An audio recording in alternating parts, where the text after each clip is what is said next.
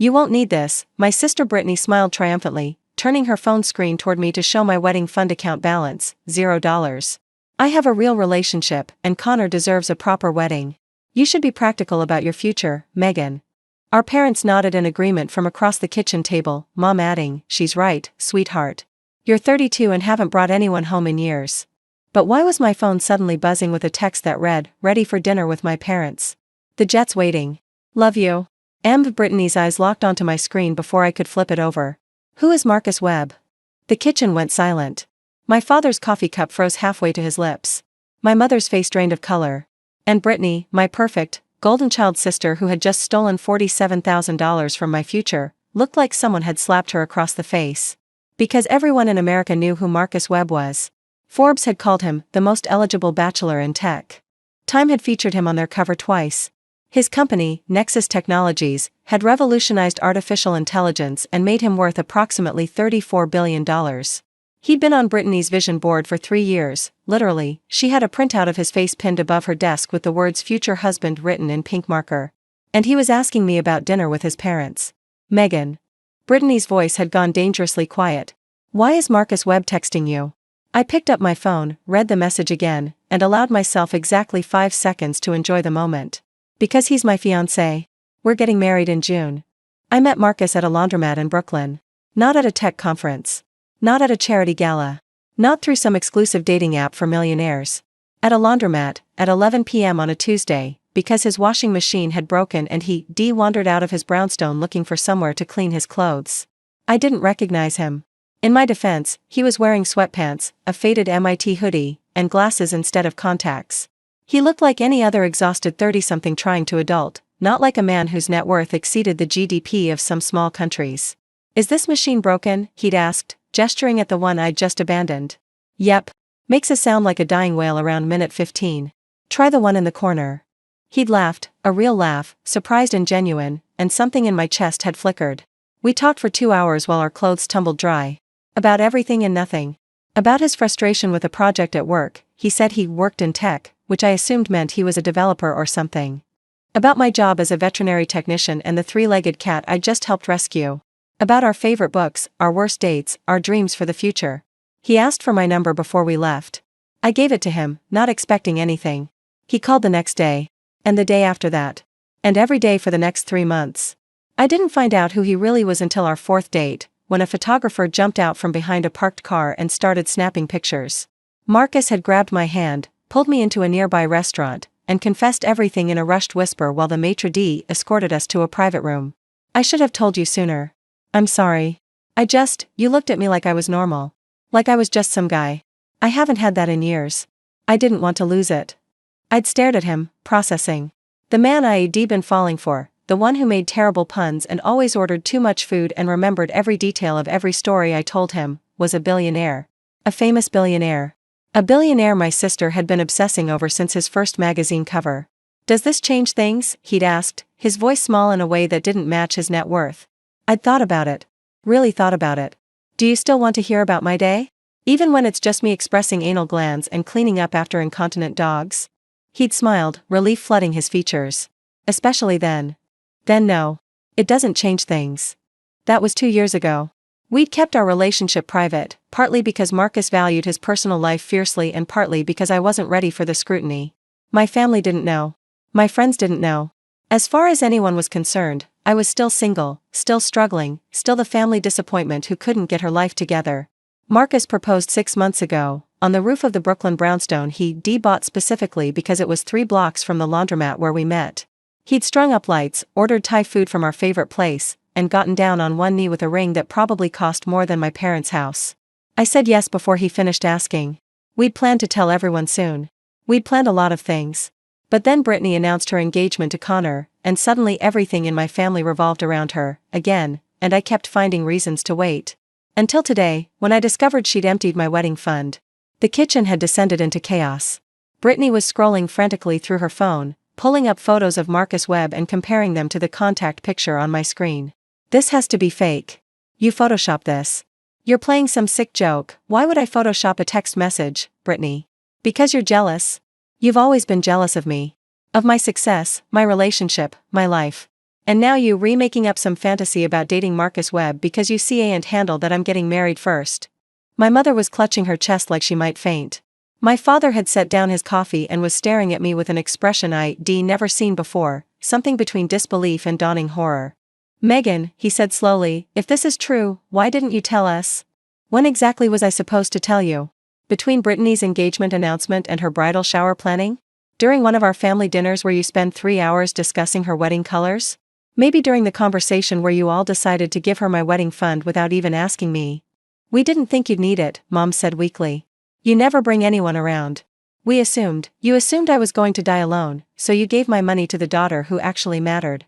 Megan, wait, Dad started. My phone buzzed again. Marcus, everything okay? Driver says we need to leave in 20 if we're going to make our reservation. I typed back, change of plans. Slight family emergency. Can you come to my parents' house in Westchester?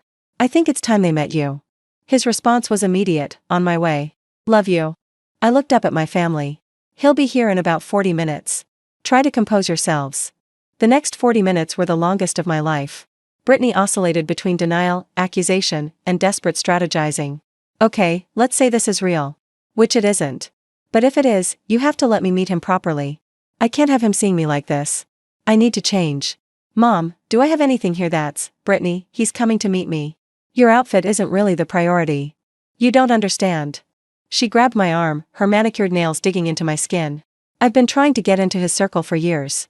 I went to 3 tech conferences specifically because he was rumored to attend. I donated to his charity. I applied for a job at Nexus just to get close to him.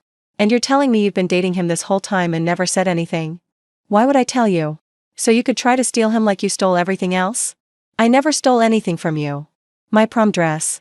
My first car, when you crashed yours and Mom gave you mine. My college fund, half of which went to your sorority fees. And now my wedding fund. I pulled my arm free. You've been taking things from me our entire lives, Brittany. The only reason you don't see it is because everyone told you it was normal.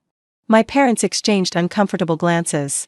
They'd always facilitated Brittany's entitlement, always justified it as supporting her potential, while telling me to be more understanding.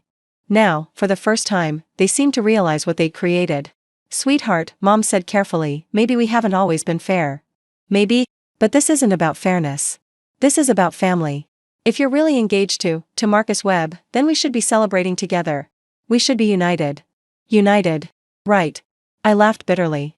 Where was unity when you zeroed out my account this morning? Where was family when you decided I didn't deserve the same support as Brittany? Before anyone could respond, the doorbell rang. Everyone froze. I'll get it, I said. Marcus stood on my parents' porch looking like something out of a magazine, because he literally was something out of magazines. He'd changed out of his casual clothes into a perfectly tailored blazer over a dark sweater, the kind of effortless elegance that came from having a stylist on retainer. But his smile when he saw me was pure Marcus, warm, slightly crooked, and entirely focused on me. Hey, you. He pulled me into a hug. You sounded stressed. Everything okay? Not even a little bit. But it will be. I took his hand. Ready to meet my family? I've been ready for 2 years. You're the one who kept postponing. I know. I'm sorry. I was scared, I think, that they'd ruin this somehow. He squeezed my fingers. They can't ruin anything. Whatever happens in there, we leave together. Deal? Deal. We walked into the kitchen together, and I watched my family's faces transform. My mother looked like she might actually faint this time. My father had risen from his chair, his businessman instincts kicking in, trying to figure out how to handle a situation far beyond his usual dealings. And Brittany had plastered on her brightest smile, her competition smile, the one she used when she wanted something badly. You must be Marcus, she said, stepping forward with her hand extended. I'm Brittany, Megan's sister. I've heard so much about you. Well, read so much about you, I should say. Your work with Nexus is absolutely fascinating. I actually applied for a position in your marketing division last year, I remember, Marcus said pleasantly. Your application was rejected. Brittany's smile flickered. What? HR flagged it because you listed meeting the CEO as your primary career goal in the cover letter. We have pretty strict policies about that sort of thing. He turned to my parents. Mr. and Mrs. Sullivan, it's nice to finally meet you. Megan's told me a lot about you. She has? Mom's voice came out as a squeak. Of course. Though I have to admit, I was hoping our first meeting would be under better circumstances. He glanced at me. Megan mentioned something about her wedding fund? The room went very, very still. There was a misunderstanding, Dad said quickly. Family finances, you know how it is. We were actually just discussing how to resolve. Mr. Sullivan, I'm going to stop you there. Marcus's voice was still pleasant, but there was steel underneath it. I've built a $34 billion company. I know when someone's trying to spin a situation. Your daughter told me what happened, and I'd appreciate honesty rather than damage control.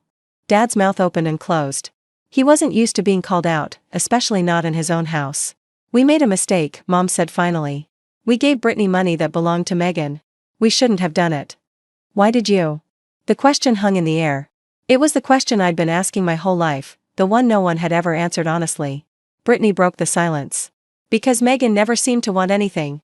She never asked for help. She never talked about her plans. She never brought anyone home or told us about her life. How were we supposed to know she gestured vaguely at Marcus, doing this? So because I didn't broadcast my successes, I didn't deserve support. I shook my head. Brittany, you've announced every achievement since your first spelling bee trophy. I learned early that there wasn't room for both of us to be celebrated, so I stopped trying. That doesn't mean I stopped achieving. It means I stopped telling you about it. What else haven't you told us? Dad asked quietly. I looked at him, at the father who attended every one of Brittany's recitals but missed my college graduation because she had a cold and needed someone home. At the man who funded her unpaid internships while telling me to figure it out when I needed help with tuition. At the parent who written me off as a failure without ever asking what success looked like to me. I graduated summa cum laude. I've been promoted twice in the last 3 years. I volunteer at an animal rescue every weekend and I've fostered 17 cats and dogs. I've been learning Spanish and I'm almost fluent. I make the best chocolate chip cookies in Brooklyn, according to Marcus's entire executive team. And I've been in love with an incredible man for 2 years, planning a future with him, without once feeling the need to turn it into a family performance. I took a breath. Those are the things you don't know. Not because I was hiding them, but because you never asked. The silence stretched. Marcus spoke first. For what it's worth, I didn't come here to cause problems. I love Megan. I've asked her to marry me, and she said yes, and that's happening regardless of anyone's blessing. But she wanted you to be part of our lives, and I want her to have that. So I'm hoping we can find a way forward. Brittany made one last attempt. Marcus, I feel like we got off on the wrong foot. Maybe we could have dinner sometime, just to, his voice was firm. I'm marrying your sister. The one you've apparently been taking things from your entire lives. I'm not interested in being friends with someone who treats the woman I love like she doesn't matter. Brittany's face crumpled. For once in her life, she had absolutely nothing to say. The conversation that followed was painful but necessary. My parents apologized, not completely, but they tried. They agreed to replace my wedding fund, though Marcus insisted it wasn't necessary. Keep it, he told them. Give it to charity. Consider it a chance to do the right thing for once. Brittany stayed silent through most of it, occasionally glaring at me with an expression that mixed resentment with something newer, the dawning realization that the sister she dismissed might have been the wrong one to underestimate. Before we left, she pulled me aside. I don't understand, she said, her voice small. Why didn't you ever fight back? All those years. Why did you just let me take things? I considered the question. Because fighting you meant fighting Mom and Dad too. And I didn't have the energy. It was easier to build my own life somewhere they couldn't touch. And now you have everything. The perfect relationship. The billionaire fiancé. The happy ending. I don't have everything, Brittany. I have a man who loves me and a career I'm proud of and a life I built myself. That's not everything. That's enough. Brittany. It seems like more than enough from where I'm standing. I looked at my sister, really looked at her, and felt something I hadn't expected, pity.